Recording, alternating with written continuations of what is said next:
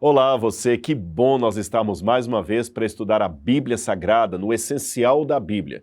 Bem-vindo aqui à minha sala, na verdade a nossa sala. Aqui já virou o nosso lugar de confraternização da Palavra de Deus, onde nós estamos aqui partilhando o pão espiritual. E pode ter certeza, eu dou o meu testemunho, eu agradeço todos os dias ao Pai Celestial o privilégio que Ele me dá de partilhar com você este conhecimento. Me traz muita alegria saber da sua confiança. Você está aqui na plataforma estudando a Bíblia comigo.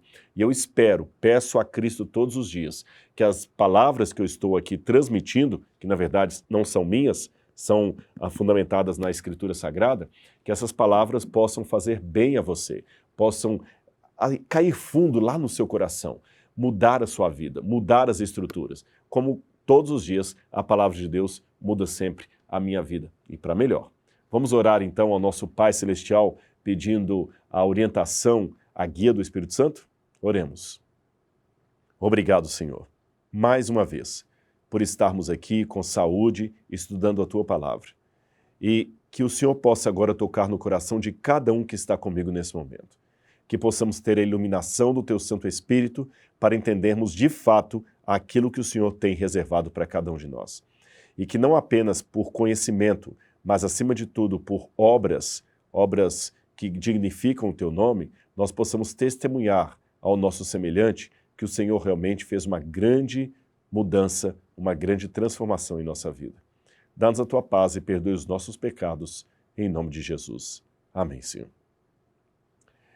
Eu quero começar hoje contando uma história para você, uma parábola. Eu já contei essa história em algumas ocasiões, talvez você já a ouviu nas redes sociais, mas eu acho que compensa começar o estudo de hoje, onde vamos falar sobre salvação e perdão a partir dessa história.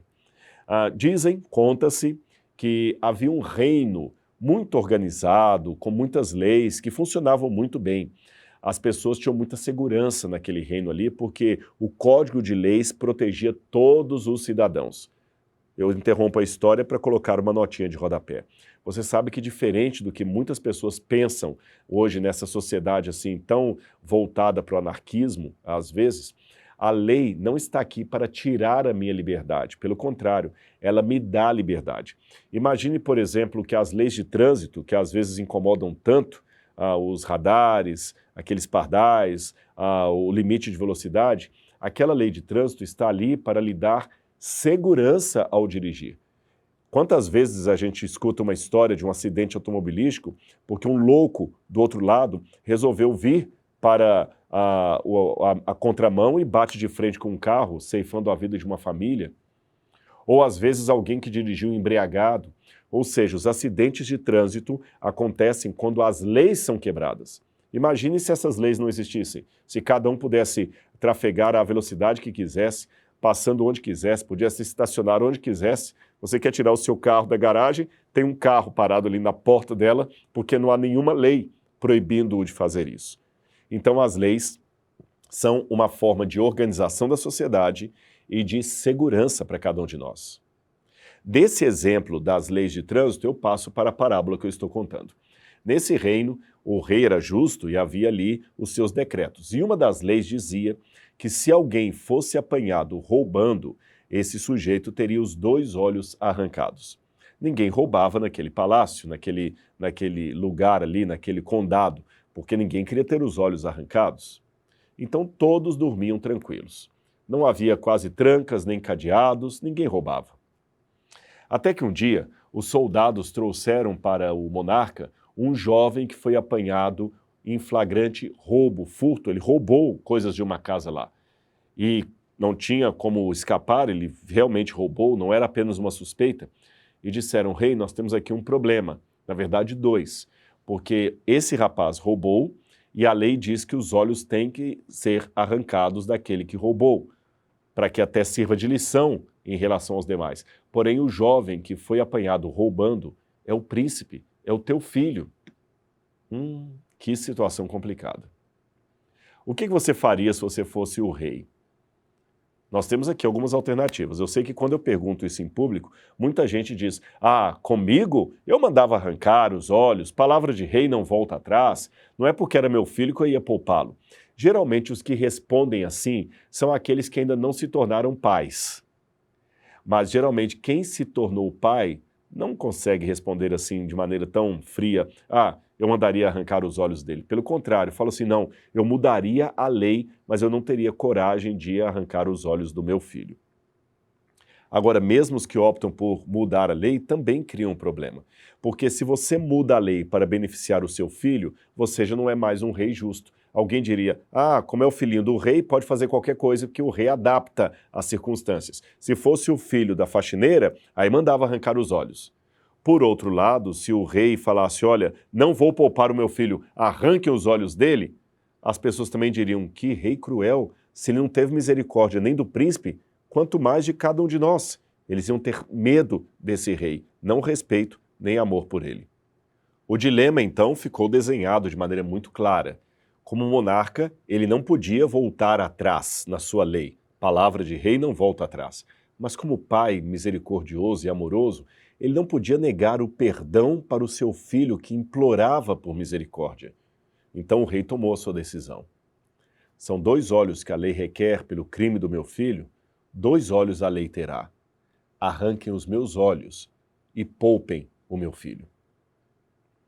Você pode achar forte a conclusão dessa parábola, mas ela ilustra exatamente a decisão que Deus tomou quando Adão e Eva pecaram e, por conseguinte, condenaram toda a raça humana às trevas perpétuas. Vamos ler Romanos capítulo 5, versículo 12. Romanos capítulo 5, versículo 12, é uma passagem do apóstolo Paulo, onde ele lida com essa problemática. Aqui na minha tradução diz assim, Romanos 5, verso 12. Portanto, da mesma forma como o pecado entrou no mundo por um homem, pelo pecado a morte, assim também a morte veio a todos os homens, porque todos pecaram.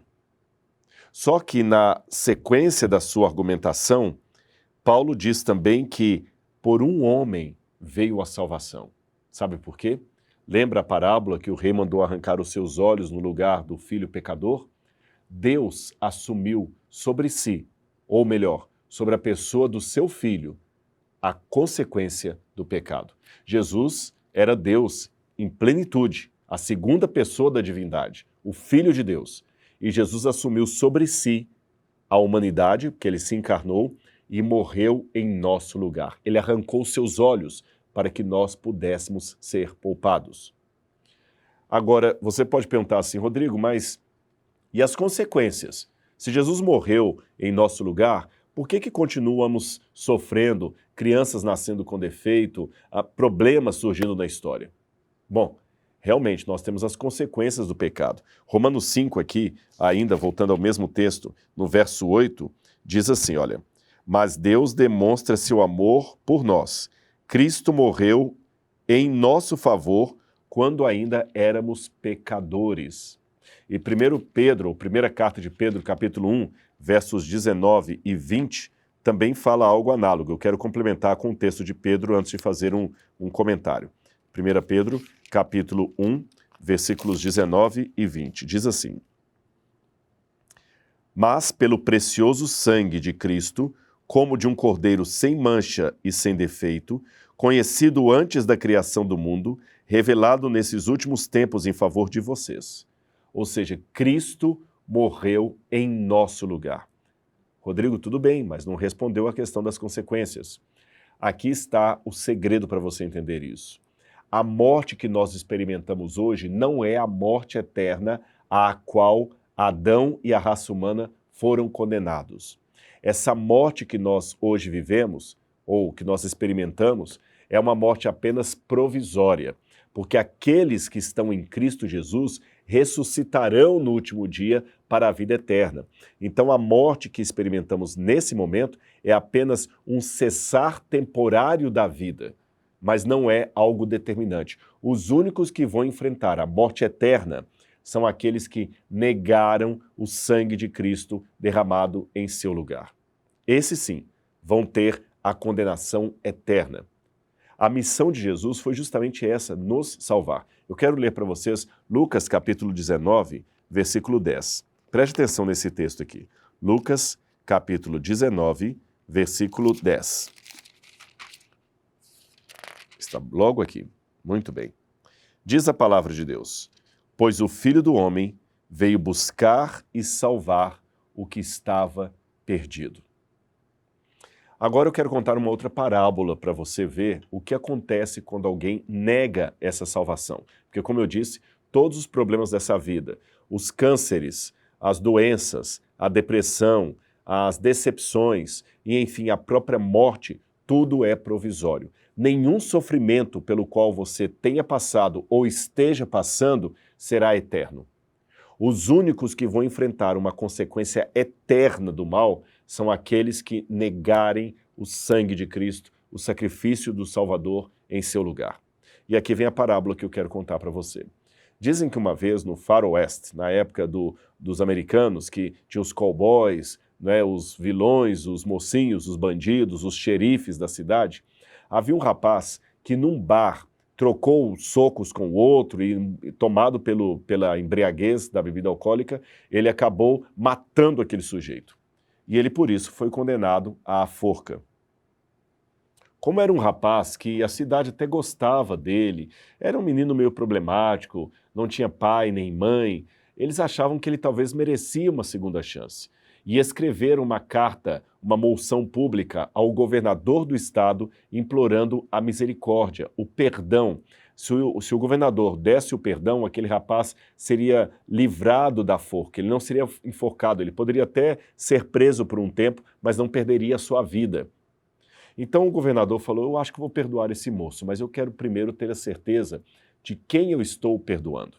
Então o governador fez o seguinte, ele vestiu-se de sacerdote, colocou um clergyman, que é aquela fitazinha branca que os padres usam, colocou um clergyman aqui, uma roupa de vigário, de sacerdote, de religioso, líder religioso, e foi com uma Bíblia debaixo do braço para a cadeia onde estava aquele moço.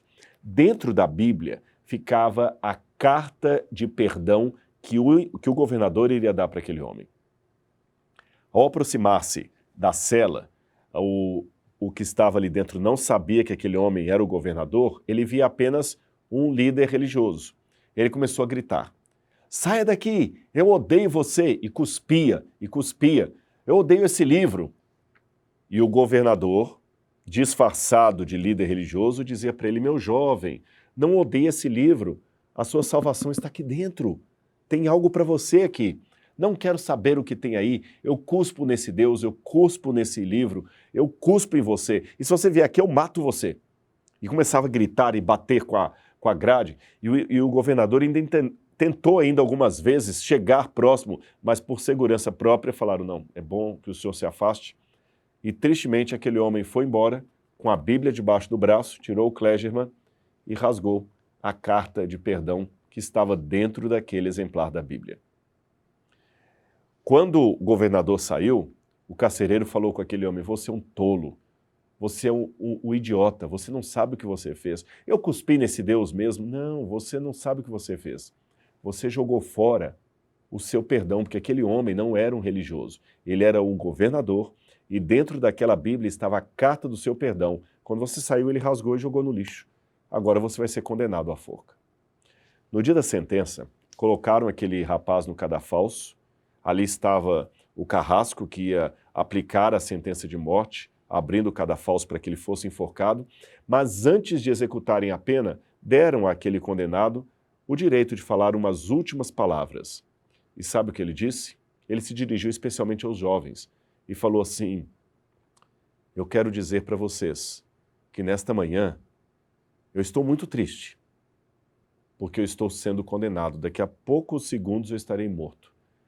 Mas o que mais me dói é que eu não vou morrer pelo crime que eu cometi. Eu estarei sendo morto pelo perdão que eu recusei.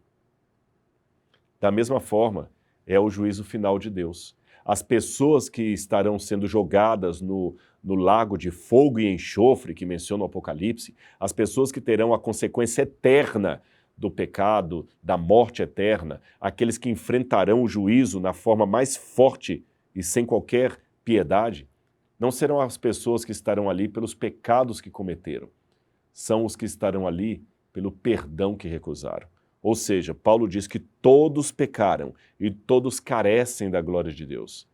A diferença, portanto, daqueles que estarão no paraíso e aqueles que estarão no lago de fogo e enxofre não é o fato de ser pecadores, porque ambos os grupos são pecadores. É que um grupo aceitou o sacrifício de Cristo, aceitou o perdão. O outro não quis se arrepender, não quis aceitar o sangue derramado em seu lugar. Isaías descreve de maneira poética e profética o sacrifício de Jesus de uma maneira maravilhosa. Isaías capítulo 53, que aliás é um capítulo que você deveria ler com calma em sua casa depois, todo o capítulo. Mas eu vou ler apenas os versos 5 e 6. Aqui diz o seguinte, Isaías 53, versículos 5 e 6. Ele foi traspassado por causa das nossas transgressões. Ele foi esmagado por causa de nossas iniquidades. O castigo que nos trouxe a paz estava sobre ele, e pelas suas feridas fomos sarados. Agora você pode perguntar, e como é que eu vou receber a salvação? Antes de responder essa pergunta, eu quero ler também o que está em 1 Pedro capítulo 1, versículos 18 e 19. 1 Pedro capítulo 1, versículos 18 e 19. Esse texto também é importante. Depois eu quero responder como receber a salvação. 1 Pedro 1, 18 e 19 diz assim, pois vocês sabem que não foi por meio de coisas perecíveis como prata ou ouro que vocês foram redimidos de sua maneira vazia de viver, transmitida por seus antepassados, mas pelo precioso sangue de Cristo, como de um cordeiro sem mancha ou defeito. Foi assim que nós fomos salvos. E como receber então essa salvação? Atos 16, verso 31, dá a resposta. Atos, capítulo 16, versículo 31. Veja bem o que está escrito aqui, é um texto até de Paulo. Eles responderam, creia no Senhor Jesus e serão salvos, você e os de sua casa. Isso aqui aconteceu quando Paulo e Silas estavam na prisão em Filipos, e o carcereiro, desesperado, pensando que eles tinham fugido, mas eles não tinham fugido, foi um poder sobrenatural de Deus. O carcereiro pergunta assim, senhores, o que eu faço então para ser salvo? Eles falaram o seguinte, olha, creia no Senhor Jesus. Ou seja, você não vai ser salvo por uma quantidade de obras meritórias que você tenha feito. Você vai ser salvo primeiro por reconhecer a sua necessidade de salvação e implorar a Jesus para ser o seu salvador. Você vai crer que Jesus pode salvar você. E não somente isso, ele pode salvar você e pode perdoar os seus pecados. E como é que funciona isso? O Salmo 103, verso 3, me dá essa resposta. Salmo 103, verso 3. Diz exatamente assim, olha. Preste atenção nesse texto aqui. É ele, Deus, que perdoa todos os seus pecados e cura todas as suas doenças. Deus pode perdoar você. Agora, qual a condição humana, então, apresentada na Bíblia para recebermos esse perdão de Deus? Já que Deus pode nos perdoar, o que precisamos fazer para receber esse perdão? Primeira carta de João, está no Novo Testamento, 1 João, capítulo 1, versículo 9. Está lá pertinho do Apocalipse, um pouquinho antes. 1 João, capítulo 1, versículo 9. Diz assim a Bíblia. Vou ler para você. Se confessarmos os nossos pecados, ele é fiel e justo para perdoar os nossos pecados e nos purificar de toda a injustiça. Então você tem que, em primeiro lugar, reconhecer sua necessidade de salvação, crer no Senhor Jesus, confessar os seus pecados, isso é importante, confessar, verbalizar o que você fez. Não é só falar assim, Senhor, tá bom, me perdoa qualquer coisa aí. Não. Você não está pedindo desculpa. Aliás, há uma diferença muito grande entre pedir perdão e pedir desculpa. Não é algo do tipo assim, tá bom, Senhor, desculpa aí qualquer coisa, viu? Não é isso. É falar, Senhor, eu pequei. Como o filho pródigo, pequei contra o céu e diante de ti, já não sou digno de ser chamado teu filho. Trate-me como dos teus trabalhadores. E assim como o pai do filho pródigo demonstrou o amor, a reconciliação, o perdão, a transformação, Cristo também fará isso em sua vida. Agora, uma vez que você tem o pecado perdoado, fica só por isso mesmo? O que Deus faz com aquele que se arrependeu? Isaías 43, verso 25. Isaías, capítulo 43, versículo 25. Diz assim, olha. Vamos aqui. 43, verso 25. Sou eu mesmo, aquele que apaga as suas transgressões por amor de mim e que não mais se lembra dos seus pecados. Ou seja, Deus não apenas perdoa, Ele torna você uma nova criatura. Você renasce de novo, Ele rasga aquele projeto de gente que você era e torna você agora um filho, uma filha de Deus. Ou seja, a todos aqueles que receberam a Jesus como seu Salvador pessoal, diz a Bíblia, Deus deu-lhes o poder de serem feitos filhos de Deus. E então, o que Deus espera que nós façamos hoje, mediante tudo isso que eu falei? Eu vou continuar em Isaías, capítulo 55, versículo 7. Isaías 55, versículo 7. Eu vou ler o verso 6 também. Busquem o Senhor enquanto é possível achá-lo. Clamem por ele enquanto está perto. Que o ímpio abandone o seu caminho e o homem mau os seus pensamentos. Volte-se ele para Deus, que terá misericórdia dele. Volte-se para o nosso Deus, pois ele dá de bom grado o seu perdão. Ou seja, nada de obras para você ser salvo, mas tudo de obras para aquele que foi salvo, porque agora o que eu farei será uma consequência da minha salvação.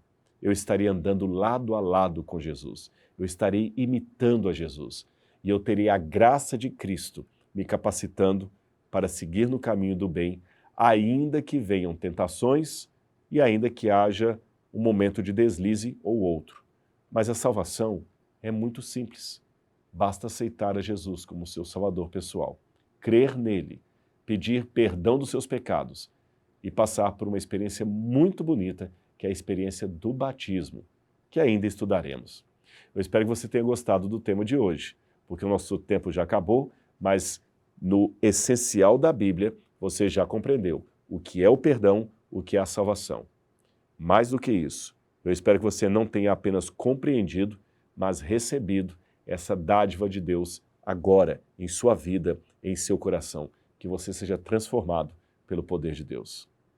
Eu vou ficando por aqui e a gente se encontra depois, numa próxima aula, para continuar outro assunto que faz parte daquilo que é o essencial da Bíblia Sagrada. Que Deus abençoe você. Um grande abraço e até lá.